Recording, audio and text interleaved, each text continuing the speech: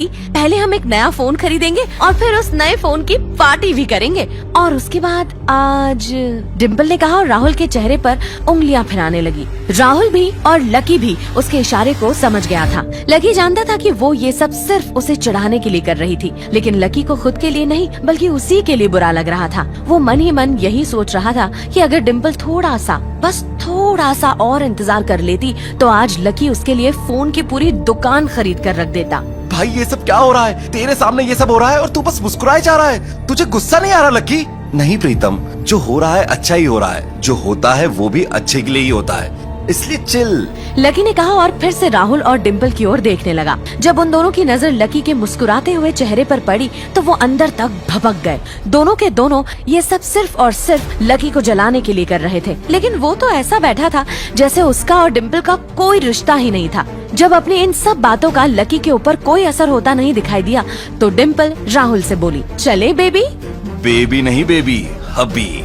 आज से तुम मुझे बोलोगी हबी और मैं तुम्हें बोलूंगा मेरी प्यारी वाइफी। राहुल ने लकी के सामने ही डिम्पल को चूम लिया। ये देखते ही लकी थोड़ा सा जल भुन तो गया था, लेकिन उसे डिम्पल का ऐसा रूप देखकर उसके लिए बुरा लग रहा था। डिम्पल, ये सब क्यों कर रही हो? क्या दिखाना चाहती हो इस सब से? राहुल की किसी बात का तो लकी के ऊपर कोई असर हुआ नहीं था, लेकिन लकी की इस बात का राहुल को जरूर बुरा लग गया था।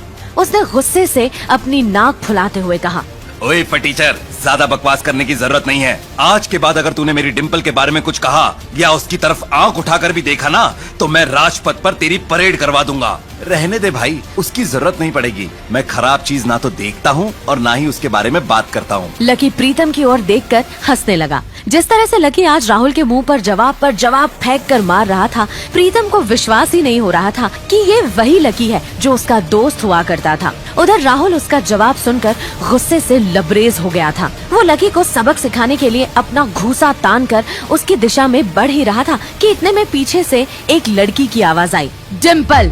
सब लोगों ने फिर से उस आवाज की ओर देखा। वहाँ पर एक बहुत ही खूबसूरत लड़की खड़ी थी। उसका नाम साक्षी था। वो गुस्से से डिम्पल की ओर देख रही थी। उसकी आंखें बहुत सुंदर थी और उसके बाल खुले हुए थे। अब तो हद से आगे बढ़ती जा रही है डिम्पल। लकी जैसे लड़के को छोड़कर तो इस एक नंबर के लफंगे राहुल के साथ लगी पड़ी है। तुझे तो कॉलेज के किसी गड्ढे में जाकर डूब मरना चाहिए। साक्षी, ये तो क्या कह रही है? जुबान संभाल अपनी।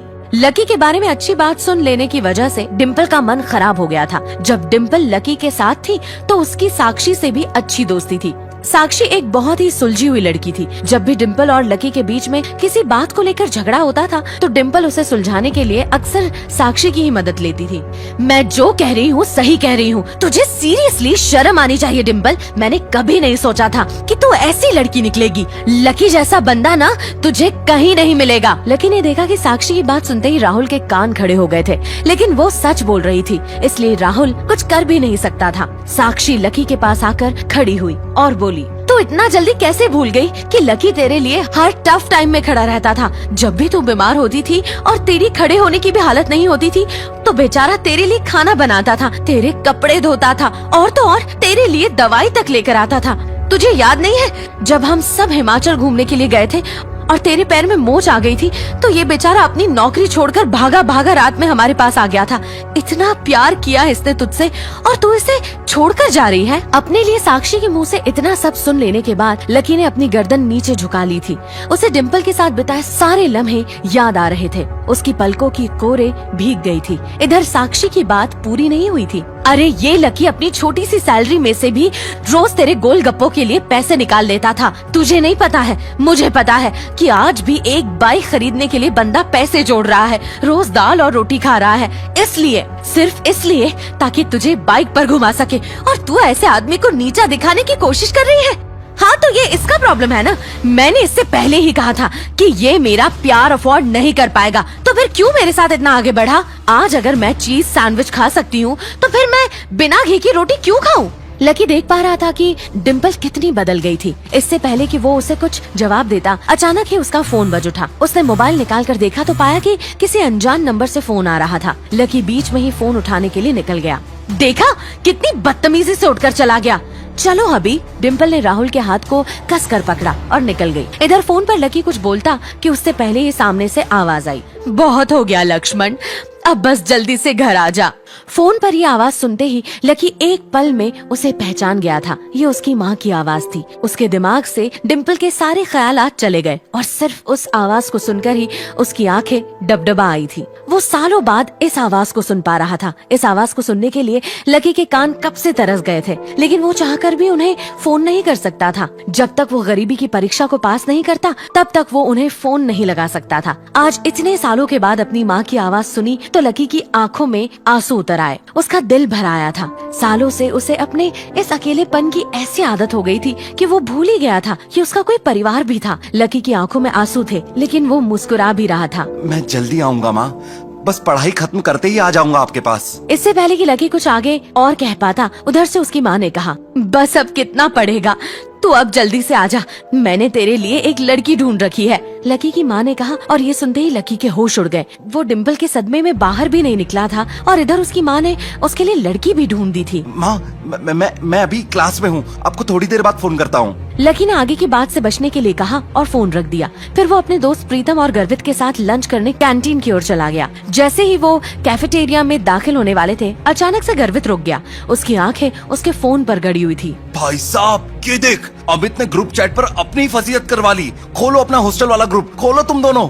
लकी और प्रीतम ने तुरंत अपना फोन निकाला और हॉस्टल वाला ग्रुप खोल लिया। हालांकि लकी ने हॉस्टल छोड़ दिया था और सिर्फ डिम्पल की वजह से वो एक छोटे से कमरे में रहने के लिए आ गया था। फिर भी उसने हॉस्टल का ग्रुप नहीं छोड़ा था और ना ही प्रीतम और गर्वित उसे वो ग्रुप छोड़ने देना चाहते थे। गर्वित की बात सुनते ही तुरंत लकी और प्रीतम ने अपनी जेब से फोन निकाला और देखा।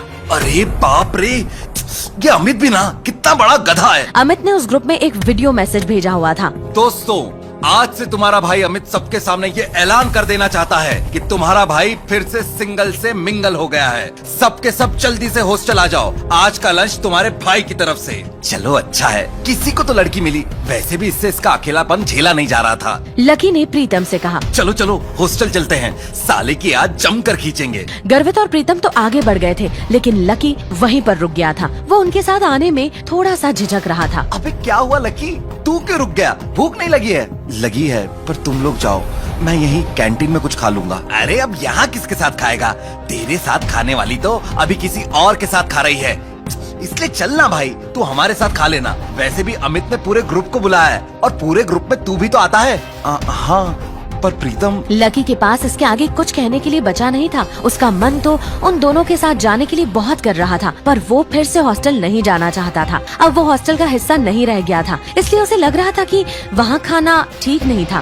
भाई मुझे मालूम है तू क्या सोच रहा है, लेकिन तुझे मालूम नहीं है कि हम क्या सोच रहे हैं। क्या सोच रहे हो तुम दोनों? प्रीतम और गर्वित दोनों मुस्कुराने लगे और लकी को देखकर बोले, आज के आज ही हम तेरा कमरा खाली कर देंगे। क्यों? क्योंकि तू फिर से हमारे साथ रहने के लिए आने वाला है। मेरी वार्डन से बात हो गई है, उसने कहा है कि तुम जब चाहो तब फिर से शिफ्ट हो सकते हो, इसलिए हम आज ही तुम्हारा कमरा खाली करके सारा सामान यहाँ ले आएंगे। गर्वित की बात सुनकर लकी खुश हो गया था। उसे लग रहा था कि वो डिम्पल के जाने के बाद उस कमरे में अकेला हो जाएगा, लेकिन जब उसके ये दो दोस्त जिंदा थे तब तक वो उसे अकेला होने ही नहीं देने वाले थे। वो प्रीतम और गर्वित के गले लग गया। थैंक्स यार, तुम लोग सच में जान हो मेरी। गर्वित ने झूमते हुए बॉटल का इशारा कर दिया। अबे जा, सिर्फ गले लगने से काम नहीं चलेगा, शाम को असली वाली पार्टी देनी पड़ेगी।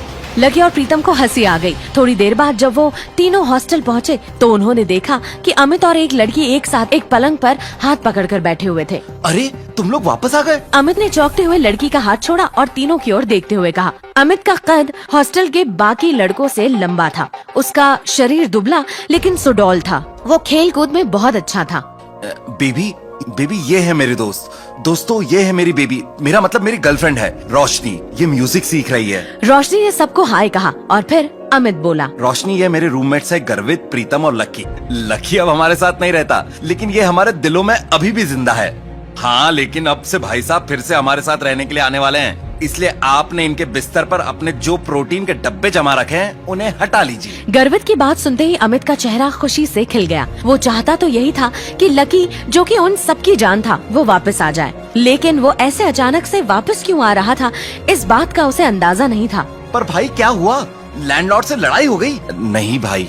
प्रीतम समझ गया था कि रोशनी के सामने लकी को आगे की बात कहने में शर्म आ रही थी, इसलिए इससे पहले कि अमित आगे लकी से कोई सवाल करता, प्रीतम ने उसका बचाव करते हुए कहा, अरे भाई लाइफ है, कभी धूप है कभी छांव है, चलता रहता है। तू ज्यादा सवाल मत कर और पलंग खाली कर। प्रीतम की बातों से अमित समझ गया कि वो रोशनी के सामने इस बारे में कुछ बात नहीं करना चाह रहे थे। अमित